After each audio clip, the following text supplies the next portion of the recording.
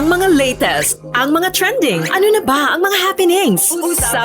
Usap-usapan, siksik sa kwentuhang magaan at masiglang talakayan ng mga paksang siguradong inyong kawiwilihan. Bawat usapin, magkabuluhan. Kaya people of all ages, kasali kayo sa Usap-usapan sa Radyo Pilipinas World Service.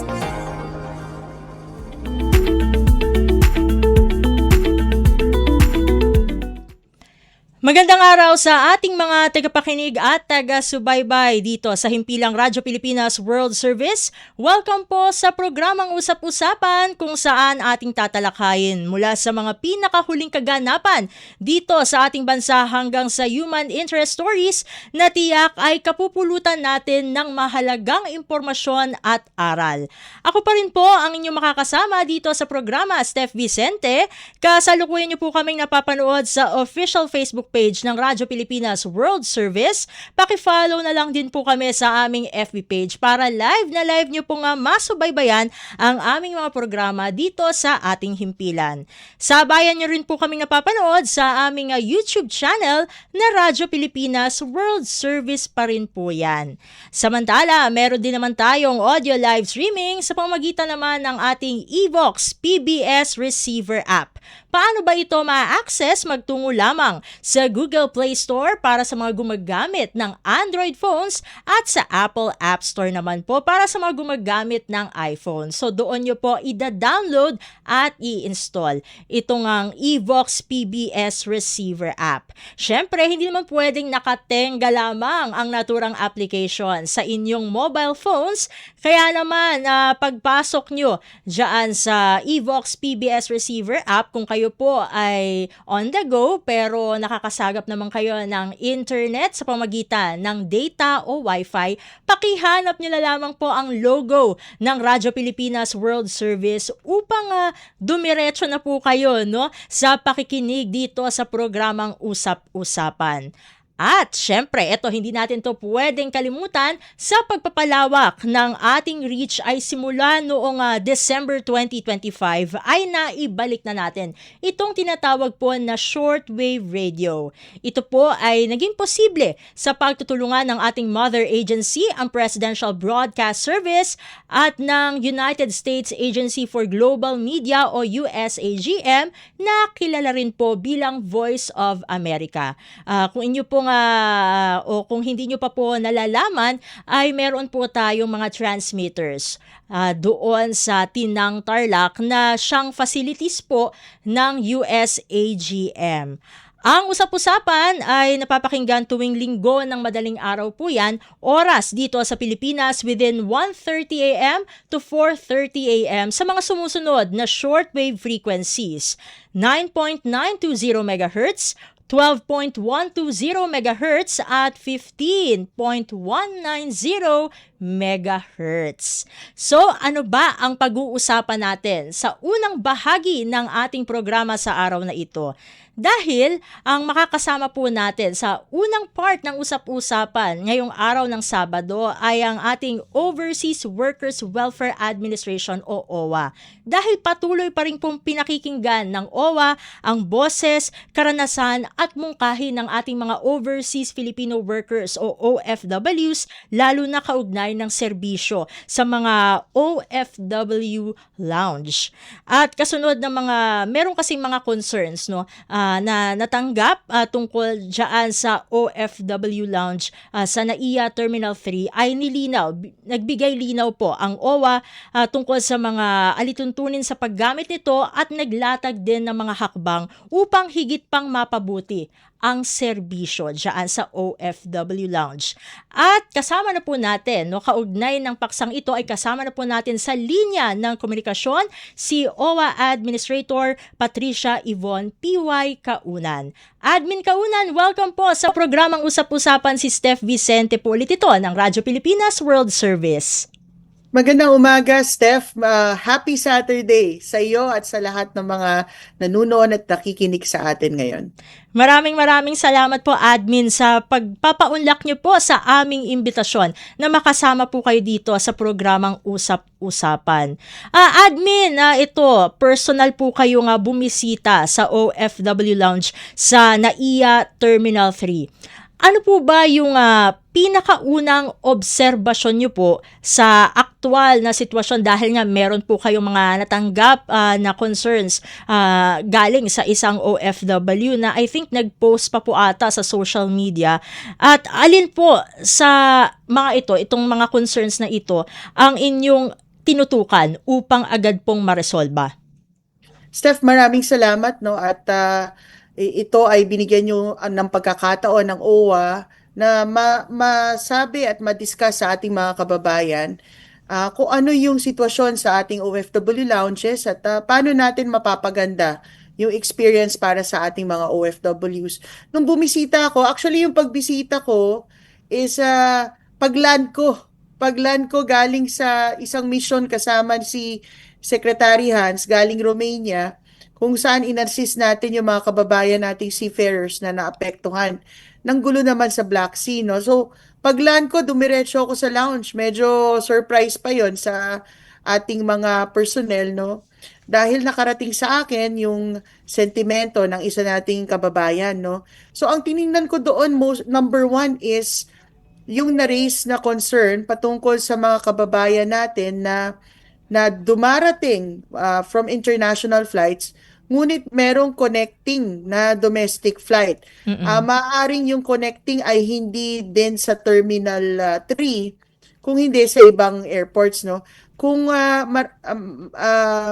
you'll allow me, no, para may konteksto, dalawa po ang airport lounges na minamanage ng OWA sa NAIA. Isa po sa Terminal 3 at isa sa Terminal 1.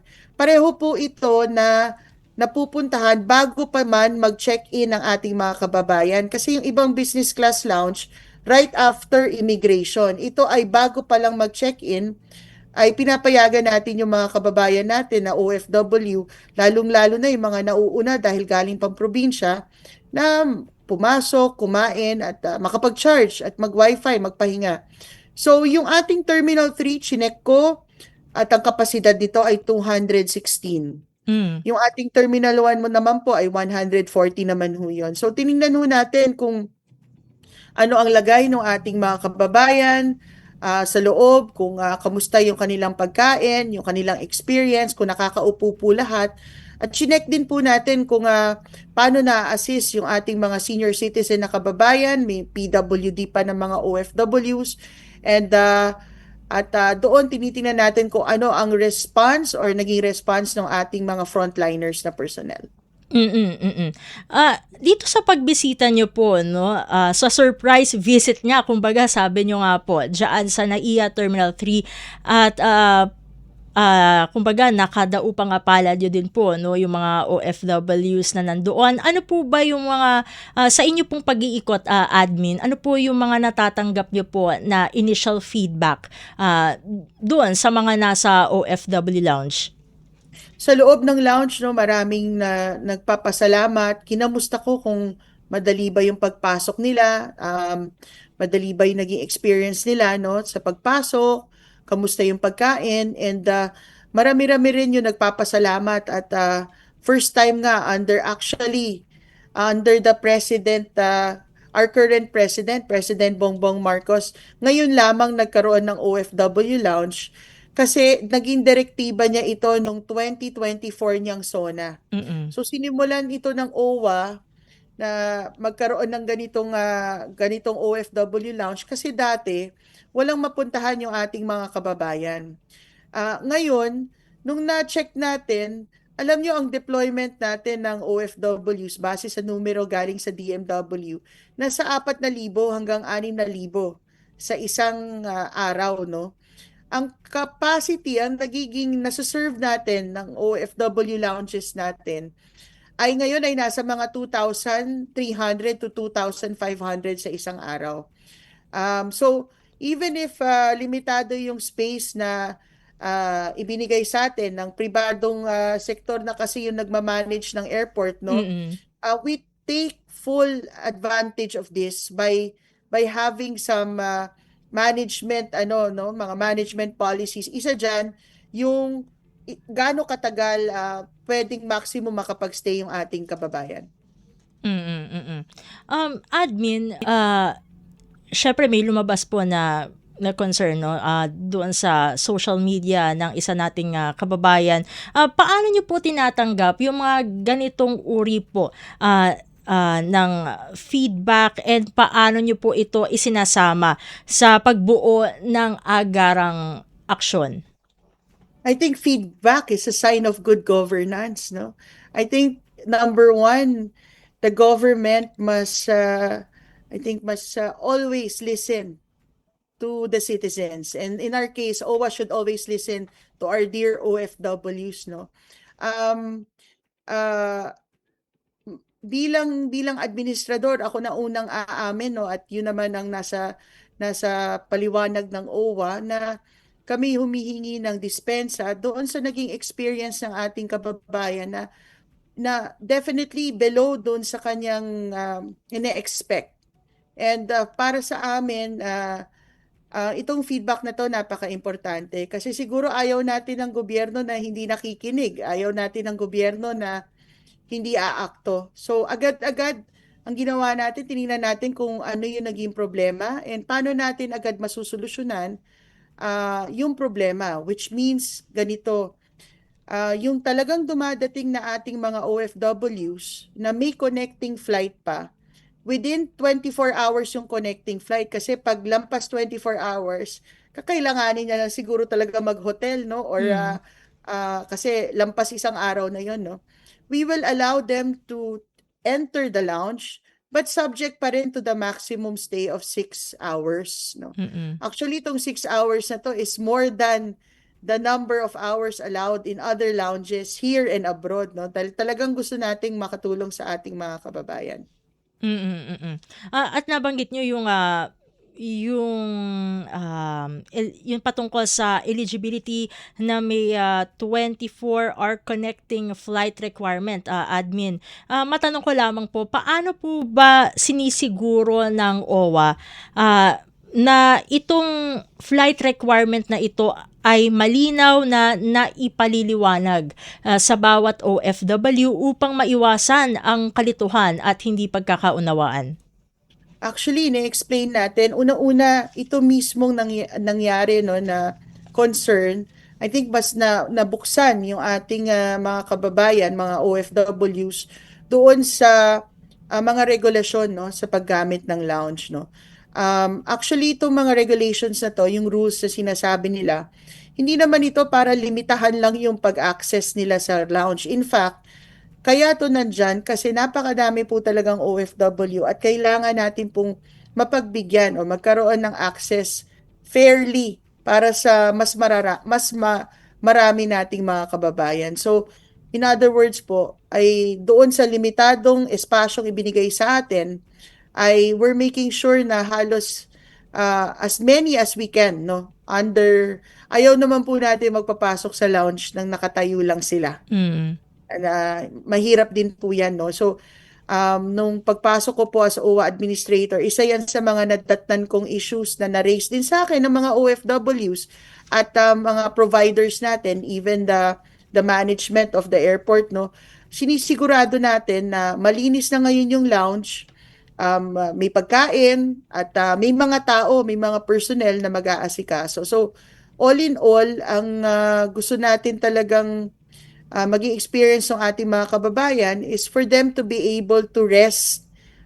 Yun ang pinaka-priority natin, no? So, hindi man dati kasi parang walang limitasyon siguro, no, yung number of hours. Mm. Ang nangyayari, nagrereklamo din po yung OFW na hindi na ho daw sila makapasok kasi puno lagi. And speaking of limitation, no, ito ngang nabanggit nyo rin na 6 hours na limitation.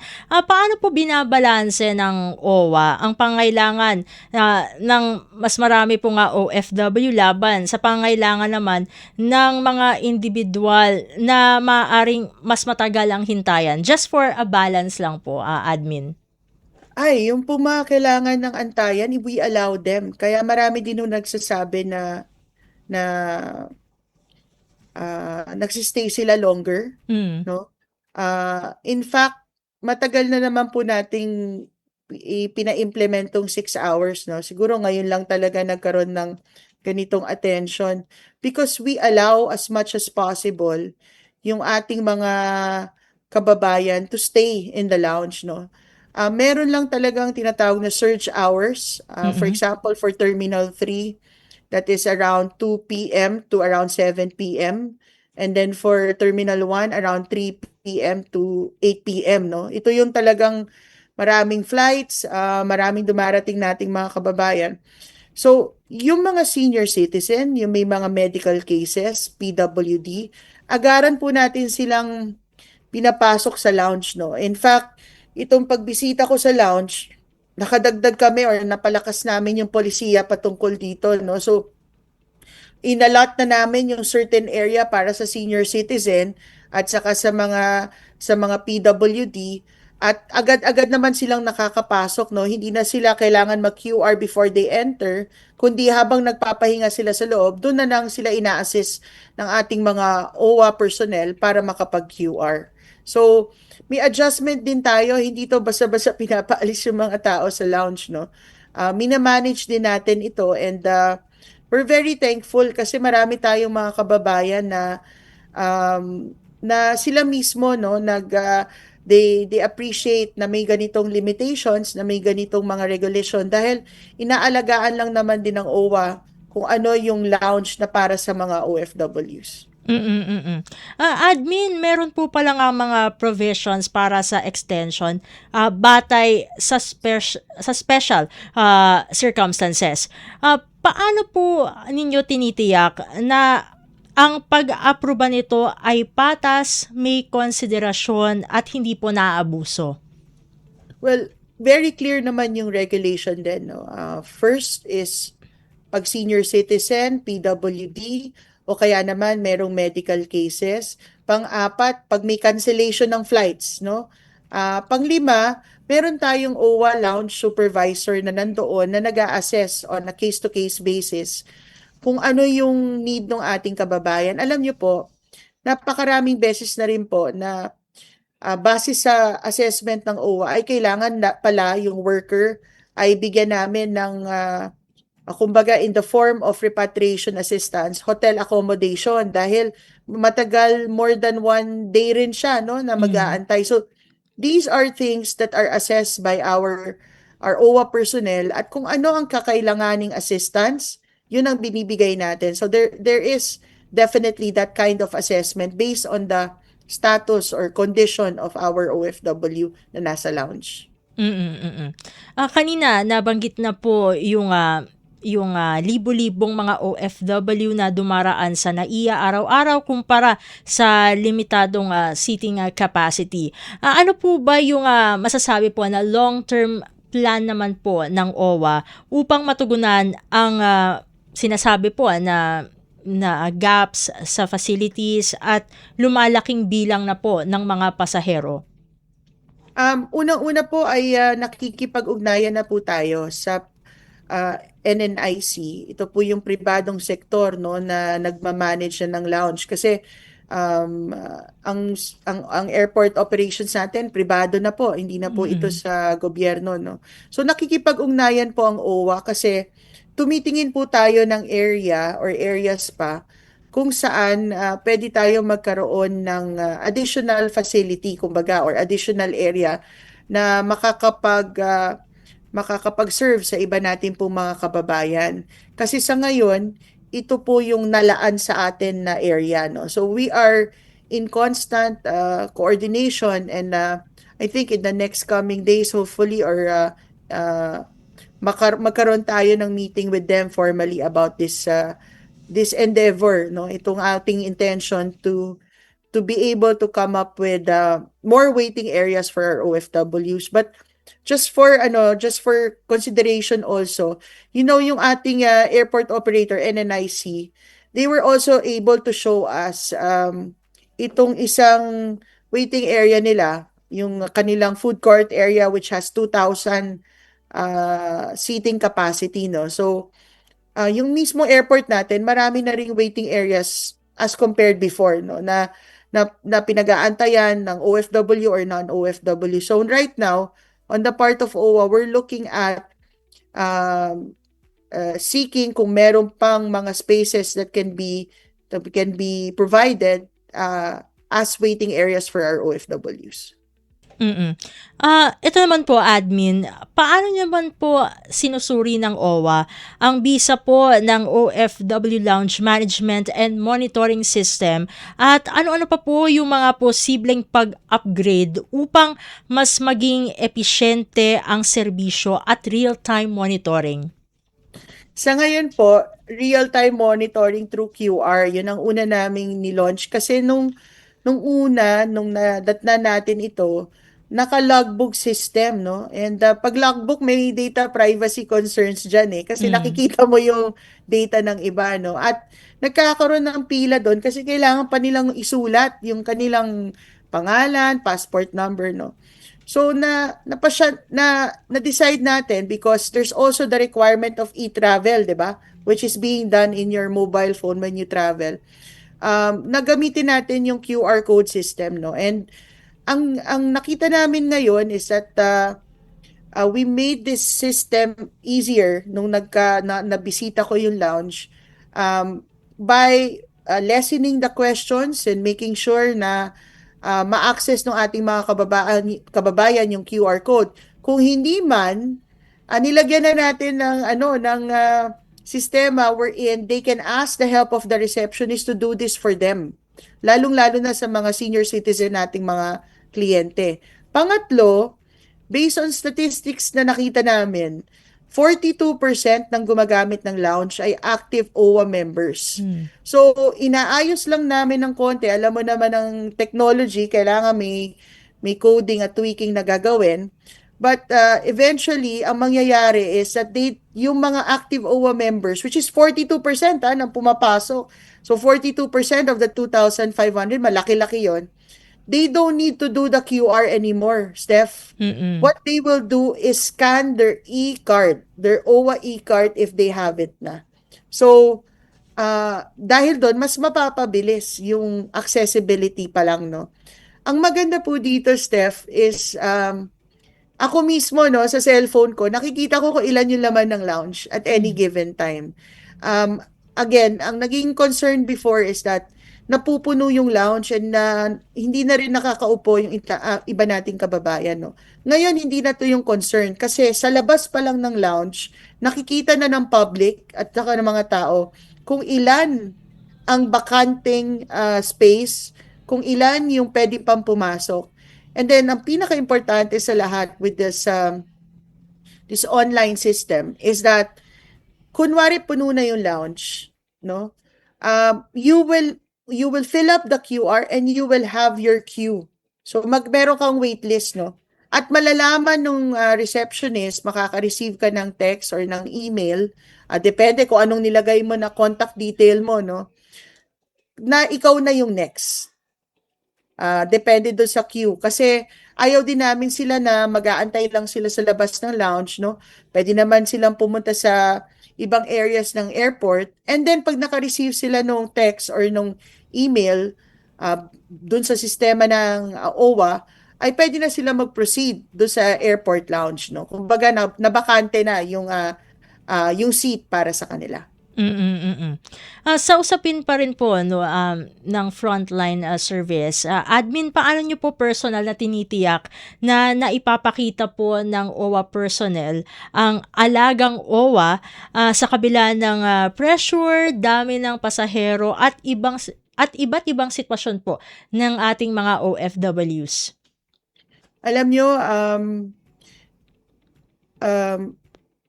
in a way, no, na nakita ko na talagang mataas yung expectation ng ating mga kababayan sa OWA, no, na talagang serbisyong may puso yung ibigay, no. Totoo yan, yung ating mga personnel medyo madami-dami rin yung ginagawa nila, no. Hindi ito, as far as I know, ito ang biggest lounge, no, with this capacity in our airport, no. So marami-rami po ang gumagamit nitong lounge na ito, no. At 24/7 po ang operations ng lounge natin. So, I would, umpisa pa lang, no, nagkakaroon sila ng orientation, nagkakaroon sila ng monitoring sa kanilang performance. Pero, minsan siguro talaga no merong mga times no na nire-remind ko nga sa kanila na siguro pag may times na madali kayong mapikon, madali kayong uminit ang ulo no, tao lang. Ang sabi ko pag ganito, you ask the help of your team member na ba pwede siya yung magpronta kasi itong mga OFWs like you, like everyone, medyo mahirap na rin yung pinagdadaanan kasi aalis, no? Iiwan nila yung kanilang pamilya. So, we need to exercise patience, more understanding, at more compassion. Yan ang tatak OWA, yan ang serbisyong may puso. And the challenge nung pumunta ako sa kanila, nung bumisita ako is this. Sa mahirap na sitwasyon, you have to show more compassion. And I think that is governing no na that's governance, that's good governance no. You have to show more compassion. Mahirap man pero we have to walk the talk kumbaga. Yun ang ibig sabihin ng alagang OWA, serbisyong may puso. And minsan po no, aaminin ko na Steph no, minsan hindi talaga perpekto especially kung frontliners ka no. Hindi frontliner ka no. Pero hindi naman natin ini-aim maging perpekto. Ang ini-aim natin ay makinig at i-improve yung ating services. And I think that's the lesson here, and that's what we're doing and what we're going to do as we move forward. Ito naman po admin, bago ko po hingin ang inyong panghuling mensahe para sa ating mga OFWs, ay maaari po ba namin nga malaman kung meron pa pong mga aabangan na initiatives ang OWA within this year? Kasi alam ko po na laging siksik po no, ng mga inisyatiba na inulunsad po ng OWA para sa ating mga OFWs. Una sa lahat, Steph, no, yung ating mga OFWs talagang appreciative po sila sa OFW Lounge, no. As I said, panahon lang po ito ni Presidente Marcos na simulan ng OWA at itong Setyembre ay ilulunsad natin ang pang-apat na minamanage ng lounge ng OWA. Kasunod ng Terminals 3 and 1 at Mactan International Airport. Bubuksan po natin, Steph, ang Clark International Airport, no? At marami tayong mga kababayan na excited na at doon na in-expect natin na mas marami pa yung ating masuserve na ating mga kababayan. Isa pa dyan, Steph, ay excited din kami doon sa pagtutulungan namin with TESDA, with DOLE, with DMW, no? Na ilunsad ng OWA yung OWA Academy, no? Kasi maraming training na pinoprovide ng OWA para sa mga OFW, sa seafarers, no? We're also supporting their training. Meron din tayo para sa mga anak ng OFW, sa pamilya ng OFW. But with the OWA Academy, bubuuin na natin ito. At hindi lamang ito magiging training center, no, in coordination with TESDA. Ito rin po ay magiging center o kumbaga job center. Kumbaga training plus, no, livelihood plus employment facilitation. At isa yan sa, I think, very excited kami sa OWA dahil base rin dun sa aming nakukuhang datos mula sa ating mga bumabalik na kababayan. Merong mga iba na gusto magsimula ng negosyo pero mas marami po ang naghahanap pa rin ng hanap buhay dito man o abroad. At ang itong upskilling or training under the OWA Academy, malaking tulong para makahanap ng mas magandang trabaho para sa kanila at sa kanilang pamilya. At syempre, admin, bago ko po kayo pakawalan from this interview, ano na lamang po ang overall message po ninyo at ng buong OWA sa ating mga kababayang OFWs na syempre, in general at maging siguro dito sa mga naging concerns sa OFW Lounge. Go ahead po, admin. Maraming salamat, Steph, again sa pagkakataon ngayong Sabado. Isa lang po mensahe namin, no? Kami po sa OWA handang makinig, handang tumulong. Sa araw-araw po ninyong pagtawag sa 1348, ang hotline ng OWA, at yung ating pong email address, owacares@owa.gov.ph. sa ating pong mga frontliners of overseas at sa mga regions po natin at dito sa Metro Manila. Isa lang ho ang mapapapangako namin, makikinig po kami at pagsisilbihan kayo ng buong puso. Minsan no, may mga araw na I'm sure mas mabigat po ang dinadala ng ating mga OFWs.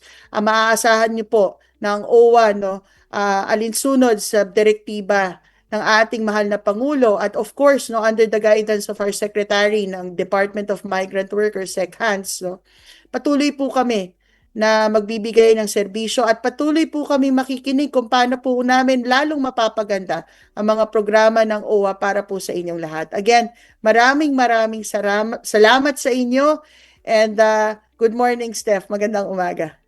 Maraming salamat din po, Admin, for joining us dito sa programang Usap-Usapan. Sa uulitin po, God bless po at mabuhay po kayo.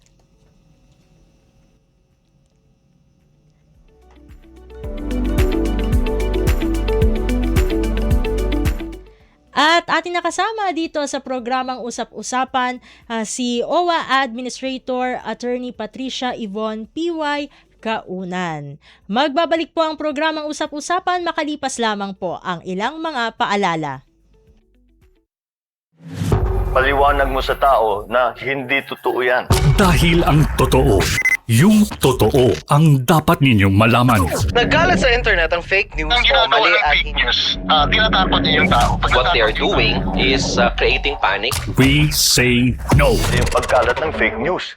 And some of it's dangerous. Sana iwasan po natin pag-spread ng fake news. At di magpapakalat ng disinformation at misinformation ang kasulukuyang administrasyon. Stop telling us fake news because you're wrong. Para sa totoo at mapagkakatiwalaang mga balita at impormasyon, Radyo Pilipinas. Anong latest? Usap-usapan. Dito sa Radyo Pilipinas World Service.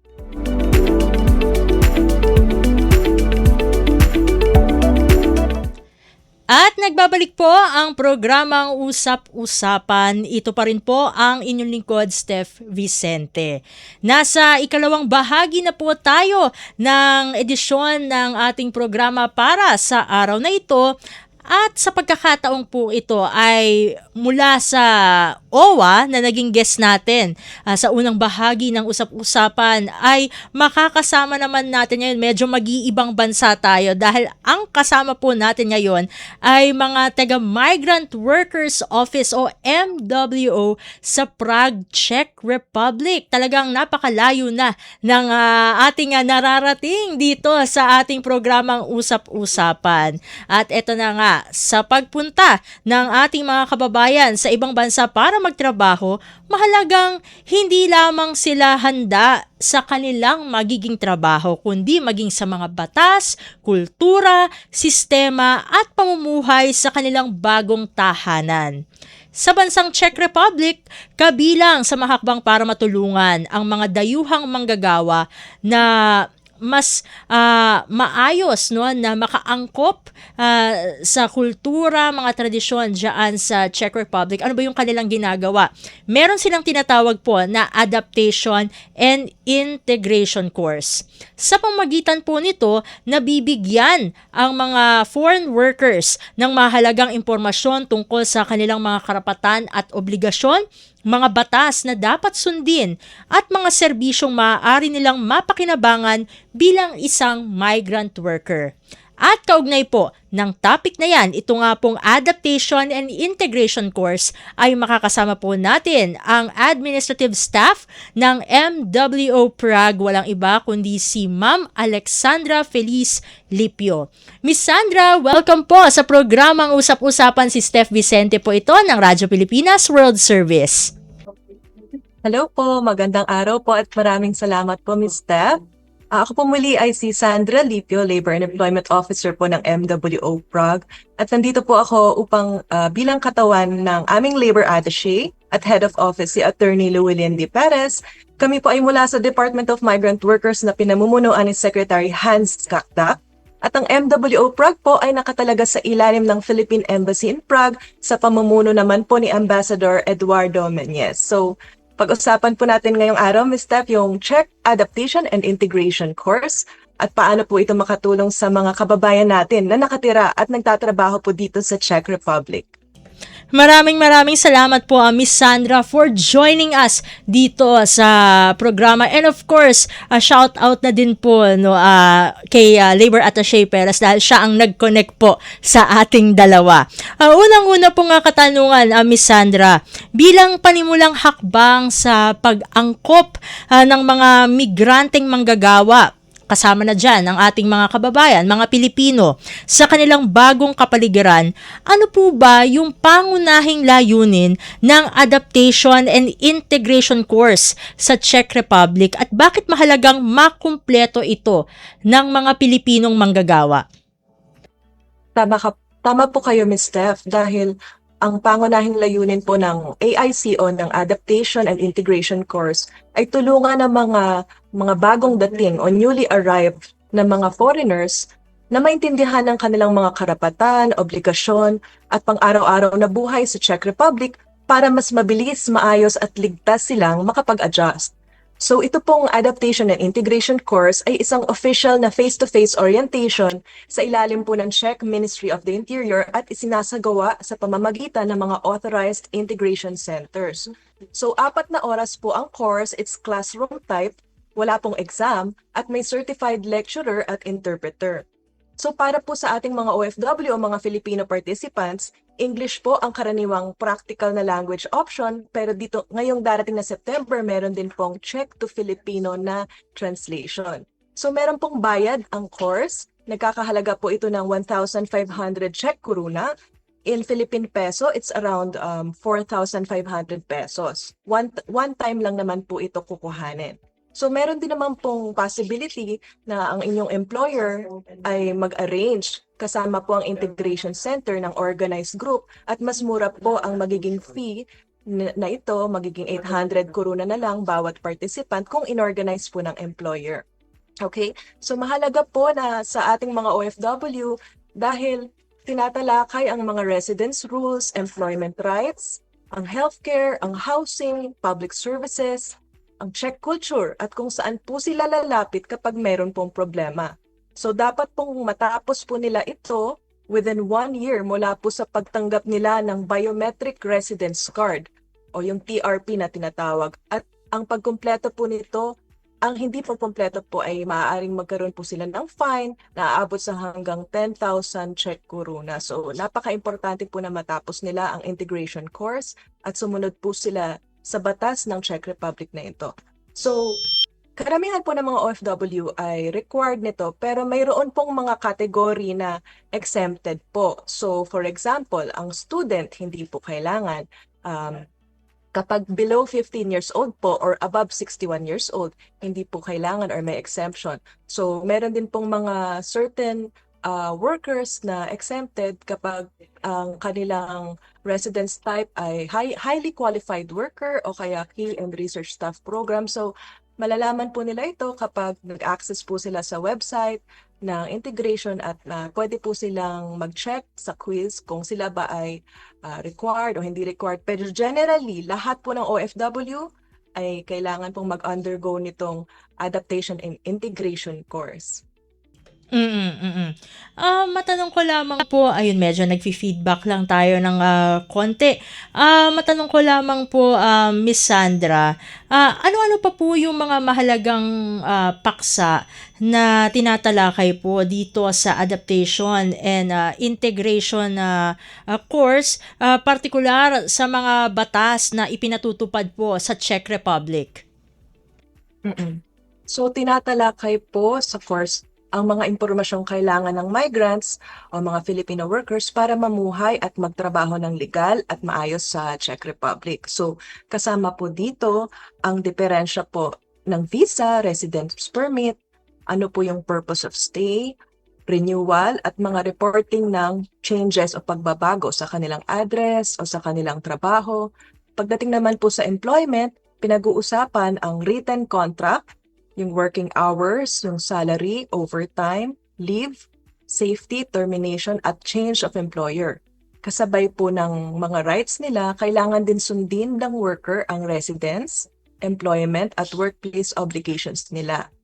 So ipinapaliwanag din po ang healthcare at insurance dito sa Czech Republic, housing, education, pati po yung Czech language learning, recognition of qualifications, social services, public transport, at emergency services.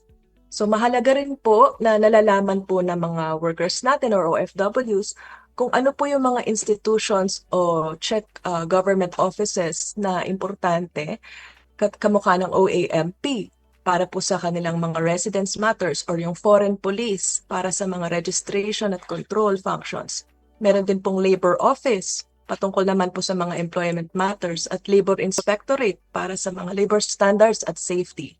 So sa community side naman po, pinag-uusapan Czech culture, communication style, punctuality, napaka-importante, privacy at pakikilahok sa local na community.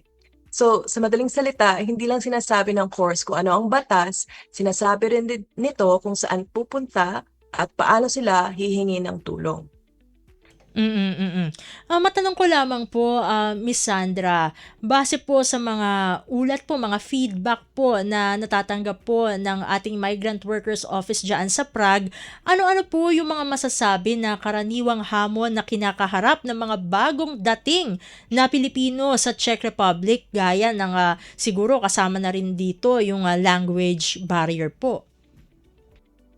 Tama kayo, Ms. Steph. So, karaniwang hamon po ng mga bagong dating or newly arrived na mga OFWs, language barrier. Isa din po yung cultural adjustment at yung mga iba't ibang concerns sa employment, lalo na pag hindi pa sila pamilyar sa Czech laws at saka sa mga Czech institutions. So maganda po sa mga Pilipino na tayo, marunong po tayo mag-Ingles, pero dito po sa bansa, Czech po ang official language na ginagamit sa trabaho, sa opisina, sa mga tindahan, di ba? At sa mga hospital, at sa pang-araw-araw na transaksyon. So, sa course po, malalaman po na may mga means or may mga offices po na maaari tayong mag-avail ng assistance sa translation. Ang maganda rin po sa course mismo ay, although it is delivered in Czech, batas po nila na ang AICI Czech, pero meron din pong English translator or Filipino translator during the course. Okay, so sa culture naman, nag-a-adjust din po tayong mga Pilipino dahil tayo magaling makisama, di ba? Pero ang kultura po sa Czech, medyo direct sila, medyo reserved, o kaya baka isipin natin parang cold, ganyan. Pero hindi naman ito personal. So pagdating sa trabaho, yung mga bagong dating, hindi agad naiintindihan kung ano ba yung nilalaman ng kanilang payslip. Minsan nagtataka sila bakit may deduction. So dapat po matutunan po nila yung mga legal na deductions para sa social insurance, health insurance, mga taxes. Dapat matutunan rin nila na may probation period, kung ano po yung matatanggap na bayad sa overtime, di ba? Kung ano ang rules ng termination, at saka kung ano ang rules kapag sila ay gustong magpalit ng employer. Change employer. So nagbibigay po itong AIC, yung course po, nagbibigay siya ng basic orientation at ng mga official referrals. At dahil dito, mas magiging kaunti po yung guesswork na gagawin ng ating OFW at hindi sila magdedepende sa mga sabi-sabi ng kung sino man, ng mga recruiter o coordinator. Ang matanong ko lamang po, no, siguro ito ay isa sa mga katanungan na dapat pong binibigyang diin, lalong-lalo na kapag ang pinag-uusapan ay kapakanan, karapatan ng ating mga OFWs in general. Miss Sandra, gaano po ba talaga kahalaga yung kaalaman ng ating mga OFW tungkol sa kanilang labor rights at paano po sila tinuturuan doon po sa course sa AIC kung saan at kanino sila maaaring humingi ng tulong kapag nakararanas yung ating mga kababayan ng problema sa kanilang employer o sa mismong workplace po nila? Napakahalaga po ng kaalaman sa labor rights dahil mahirap pong ipaglaban ang karapatan kapag hindi naman po alam ng worker kung ano yung kanyang mga rights. So dapat alam po ng ating OFW ang basic rights niya sa written employment contract. Alam po niya dapat kung ano yung tamang salary at yung working hours at kung ano yung applicable na overtime at premium pay, yung leave, ano po ang safe workplace at mga protection laban sa unlawful treatment. So dapat naiintindihan din niya yung payslip, mga deduction at nagtatago po siya ng kontrata, ng attendance, bank statements at mga messages at iba pang evidence. So mahalaga rin po na alam nila kung saan sila lalapit. Ang Labor Inspectorate po, ito po yung opisina na para sa labor violations, illegal employment, working conditions at safety. Pero kung sa personal na unpaid wages ang gustong masingil, maaari rin kailangan pa rin ng court action. So ang Labor Office naman, meron pong role sa ilang employment matters habang ang OAMP ang dapat i-check para sa residence effect ng pagkawala o pagpapalit ng trabaho. So ito pa yung parang counterpart natin sa Bureau of Immigration. So pwede rin po silang lumapit syempre sa amin, sa MWO Prague para sa kanilang case assessment o kung gusto makipag-coordinate sa employer, referral at welfare assistance at para sa employee card holder, kailangang sabay tingnan ng labor issue at ang residence status nila. At eto naman po kasi meron syempreng mga concerns pagdating sa exploitation, human trafficking, illegal recruitment at iba pang uri ng pang-aabuso. Paano po makatutulong itong AIC sa mga ganoong klaseng sitwasyon na po? So nakakatulong po yung course na ito sa pagprotekta ng ating mga OFW sa pamamagitan ng tamang impormasyon at maagang pagkilala sa warning signs of abuse. So itong course, hindi naman ito kapalit ng police investigation, labor inspection o ng DMW action laban sa illegal recruitment. Ang role po ng course na ito ay prevention. So natututunan po ng worker na gumamit ng official information, mag-check ng agency o job arrangement, humingi ng contract, intindihin ng payslip at deduction at itago ang documents. So warning signs po para sa ating mga OFW kapag ang passport or residence card ay kinokompiska. Okay? Kapag nagwi-withhold po ng salary, kapag may mga threat, o kaya kapag pinagbabawalan ang movement o yung pagkilos, kapag may utang kuno, magkakaroon sila ng utang, o yung may persahang labor, forced labor, job substitution at sexual exploitation. So kapag may mga ganitong concern, kailangan pong maaga silang lumapit sa Czech police o kaya sa mga specialized organization gaya ng Lastrada.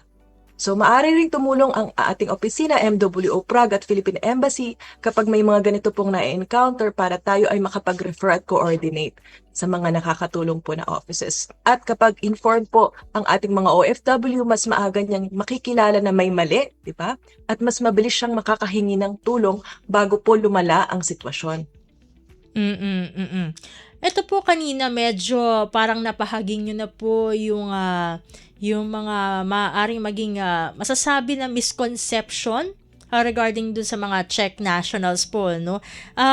Ito, matanong ko lamang po, Miss Sandra, meron po bang mga partikular na kultura, kaugalian, o social norms sa Czech Republic na mahalagang maunawaan ng mga Pilipino upang magkaroon sila ng maayos po na pakikitungo sa kanilang mga employer, mga colleagues, mga workmates po at maging sa local communities? Tama po, may mga social norms nga po. Napakalaking tulong sa pag-adjust po nila kapag sila ay magiging punctual. So hindi na po tayo Filipino time or we have to make Filipino time as punctual time. Kailangan din po matanggap po natin na sila ay direct or tayo rin maging direct rin po tayo sa pagsabi ng ating sinasaloob. Pero dapat magkaroon po tayo ng respeto kapag nakikipag-communicate po sa kanila. At isa po, maging maingat po sa ating mga written records. Pagdating sa workplace po, syempre, sa pagiging punctual, papasok po tayo ng on time, susunod po tayo sa deadlines, at maaring makatanggap po ang mga Pilipino na mga feedback galing sa kanilang supervisor, sa employer o colleague. Huwag po tayo masyadong masaktan o huwag natin imasama, di ba? So, ganun lang po talaga yung culture nila na direct and straight to the point. At so, hindi po dapat natin isipin na insulto to o harassment o discrimination. So, matututo po tayong mag-adjust sa kanilang mga culture. Ang isa pa, so, reserved din po ang check at mahalaga po sa kanila ang privacy at personal space. So, hindi tayo basta-basta magtanong ng kanilang mga personal life, di ba? Unless sila po ang mag-open up sa atin. So, pagdating naman po sa apartment, sa community, meron po tayong mga rules na susundan. Halimbawa, rules po sa noise. Bawal po mag-ingay beyond 10 o'clock, okay? Mag-ingat po tayo dahil kung magbibidyoke man sa gabi, maari tayong mareklamo ng ating neighbor, di ba? At maari po silang tumawag ng pulis. So, isa po ito sa rights din natin na kapag may mga hindi sumusunod sa ating neighborhood, pwede po tayong tumawag ng pulis. So, ganun din po sa public transport. Pipili po ng ticket, may waste segregation din po. Kailangan nakahiwalay ang mga plastic, ang paper, etc. So, practical rule po sa ating mga workers. Important matters should be kept in writing pagdating sa employment contract. At huwag po pipirma ng hindi naiintindihan, okay? Kung meron po tayong mga smartphone, gamitin po ang mga translation applications para makita or humingi po tayo ng English translation para maintindihan. At isa pa, makakatulong din po, malaking bagay kung matuto po tayo ng konting Czech language. Halimbawa po yung mga basic greetings, dobry den, at saka yung mga expressions para medyo maging magaan sila sa atin. Diba? So, tandaan po natin na integration is a two-way process. Igalang po natin ang Czech laws and culture at dapat igalang din natin ang rights at Filipino identity natin bilang mga trabahante dito sa Czech Republic. Ito naman po, no, paano naman po nakikipag-ugnayan ang MWO Prague sa Czech authorities at iba pang mga stakeholder upang matiyak naman na yung mga impormasyong ibinibigay dito sa AIC ay napapanahon, tama at tumutugon sa aktwal na pangailangan ng migrant workers? So nakikipag-ugnayan po ang MWO sa mga Czech authorities through diplomatic channels kasama po ang Philippine Embassy in Prague para maiparating ang mga actual needs at feedback ng mga Filipino workers. So mayroon po tayong joint communique ang Pilipinas at Czech Republic na nagtatatag ng labor consultation mechanisms. So formal na platform po ito para mapag-usapan ng recruitment, employment conditions, labor migration at worker protection. Sa pakikipagtulungan po sa Philippine Embassy, may mga meetings at consultation din sa iba't ibang Czech ministries at institution. Kabilang po ang Ministry of Labor and Social Affairs, Ministry of Interior, Ministry of Foreign Affairs at Ministry of Transport. Depende po sa issue. Open po ang channels for conversation at feedback mula sa workers, employers, agencies, integration center at Filipino community at napaka-supportive din po ng Czech government sa paghahanap ng mga mas magandang paraan para maging prepared po ang ating foreign workers. So nasa usapin din po kung paano po mapahusay ang tinatawag na PIDOS or Pre-Departure Orientation Seminar o pagbuo ng mas country-specific orientation para po mas handa ang mga Pilipino na papunta po sa Czech Republic. Dahil layunin nito na mapaliwanag bago umalis ang mga workers ang Czech work and residence system, ang culture, public service at ng health mechanisms. Ngayon, ang official po na AIC curriculum ay nasa Czech Ministry of Interior at Authorized Integration Center. So, ang MWO at Embassy ang nagbubukas po ng mga consultation channels, nagbibigay po ng worker feedback at nagpapalaganap ng official information at tumutulong na maging mas relevant po sa Filipinos ang orientation at protection programs ng Czech government. Ito naman po, Miss Sandra, para naman sa mga Pilipinong matagal nang naninirahan at nagtatrabaho sa Czech Republic, paano pa rin po makatutulong ang ganitong programa sa kanilang patuloy po na integrasyon, hindi lamang sa workplace, kundi maging sa kanilang pakikilahok sa communities at pagbuo sa isang mas matatag na buhay sa Czech Republic? Makakatulong pa rin ang mga integration principles sa long-term residents dahil ang pagbuo ng kanilang stable life hindi naman natatapos sa pagkakaroon lang ng trabaho residence card. Kasama po sa integration ang patuloy na Czech language learning, pag-update po ng labor at residence rules, stable housing, healthcare, recognition of qualifications, career development, financial literacy, at family adjustment. Mahalaga rin po ang community participation nila sa mga local events, sa mga schools, sa mga volunteer activities, sports, integration center programs, at Filipino organizations. Lumalawak ang support network at nababawasan ang isolation at dependence sa workplace coordinator ng mga Pilipino. At pwede rin po silang maging mentor, yung mga matagal na pong residents sa mga bagong dating po ng mga Filipino, basta po current official information ang ibibigay nila. At hindi ibig sabihin na nag-integrate po sila sa Czech Republic ay mawawala na po ang Filipino identity. Ang ibig sabihin nito ay kaya nating makilahok ng buo at independent sa Czech society habang dala pa rin natin ang ating Philippine culture and values.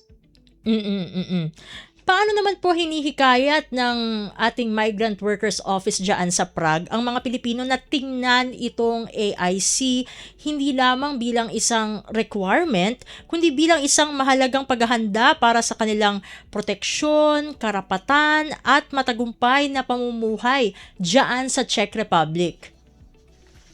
So, ang papel po ng MWO Prague ay ipakita sa ating mga OFW na yung course ay practical protection tool at hindi lang requirement para makaiwas sa fine. So, inuugnay namin ang lesson sa totoong sitwasyon, paano malaman kung tama ang salary deduction, ano ang gagawin kung unpaid ang overtime at saan lalapit kapag nawala ng trabaho, at bakit hindi dapat nila ibigay sa ibang tao ang kanilang passport o residence card. Hinihikayat din namin na i-check muna ang mga eligibility gamit ang official information o quiz bago sila mag-register at magbayad sa course.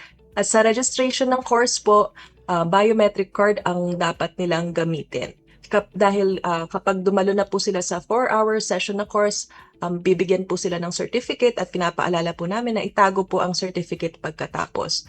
Kung may problema po sila sa shift sa trabaho or sa transportation or sa distance at mahirapan pong mag-attend, so pwede po nating i-invite or hikayatin ng employer na makipag-coordinate sa integration center para gumawa po ng isang special group course at nang maka-attend po ang kanilang mga OFW. Gusto po nating mangyari na pagkatapos po ng course, alam po ng ating mga OFW hindi lang ang rules, kundi pati kung ano ang gagawin nila at kung saan sila pupunta.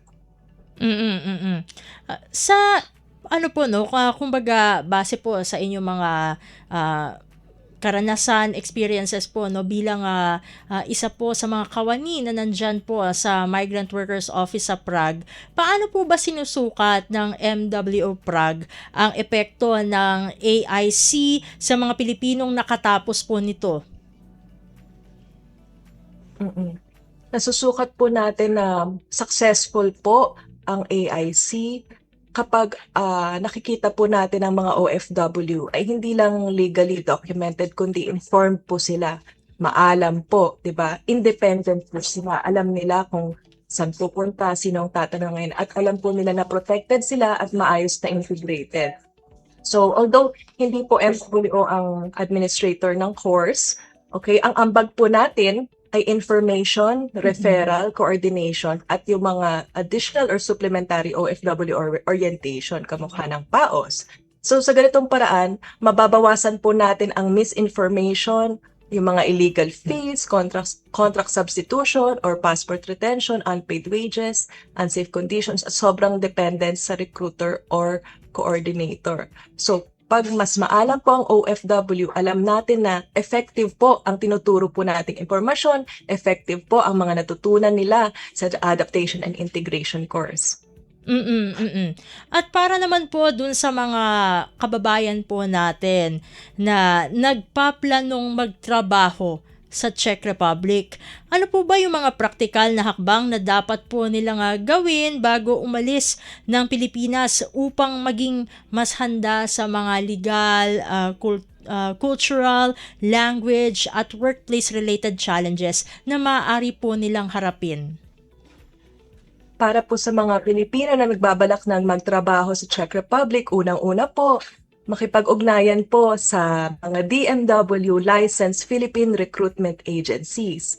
Tapos ihanda po ang sarili, hindi lang yung mga documents, kundi yung ating mental and emotional health, ganyan. Dahil makakaranas po tayo ng adjustment sa pagdating natin dito sa Czech Republic, hindi lang adjustment sa mga batas, pati sa lengguwahe, sa kultura, pati sa klima, meron po 4 seasons dito, at yung pang-araw-araw na buhay. So, aralin po natin, maaari po tayong mag-research in advance, maaari po tayong magtanong sa mga kakilala natin na nandito. Marami pong available na information through the internet at saka sa mga nakarating na meron tayong 16,000 Filipinos dito. So baka meron kayong mga relatives na nandito na. At i-check po ang mga official websites. We have the Philippine Embassy website, we have the Migrant Workers Office website and Facebook page. At kapag nakapirma o bago magpirma po ng kontrata, kapag meron na pong gusto mag-hire sa atin, babasahin po natin ito ng maigi at iintindihan po natin ang nilalaman ng kontrata natin, ha? Huwag pipirma kapag hindi naiintindihan at huwag po ibibigay yung passport or residence card. Kapag yung confiscation po, bawal na bawal yon. At mag-keep po tayo, magtago po tayo ng records para in the future, if ever we encounter any problems, wag naman po sana, we don't want to wish any problems. Pero it's important na as future OFW, we have to keep records of our employment documents. Okay? And with that po, maraming salamat po Miss Sandra for joining us dito sa programang Usap-Usapan. We hope na makasama po namin ulit dito sa programa ang ating Migrant Workers Office dyan sa Prague. So ulitin po, God bless po at mabuhay po kayo. Thank you po. God bless. Maraming salamat po. At ating nakasama sa ikalawang bahagi ng programang Usap-Usapan, si Miss Alexandra Feliz Lipio ng ating Migrant Workers Office dyan sa Prague. Muli, isang shoutout po kay ating Labor Attaché Perez sa pagtulong po sa atin upang maging posible ang panayam na ito. At sa puntong ito ay atin na pong kinatapos ang edisyong ito ng programang Usap-Usapan. Magpasalamat muna tayo sa ating mga nakasama sa studio. Sa Master Control, nandyan si Sir Milo Jonella. Sa ating Warcast ay kasama natin si Hiro Lucero at John Paul Lumontad. Nandyan din, syempre, ang ating mga producers, mga co-producers dito sa Radyo Pilipinas World Service, kina Drizel Nanyong at kay Jay Arevalo. At syempre, meron din tayong espesyal na bisita sa studio. Nandyan si Quincy Kahilig. Maraming salamat sa suporta. At eto muli, ang programang Usap-Usapan. Ako po ang inyong lingkod, Steph Vicente. Kita-kits po sa susunod na Sabado. Anong latest? Usap-Usapan. Dito sa Radyo Pilipinas World Service.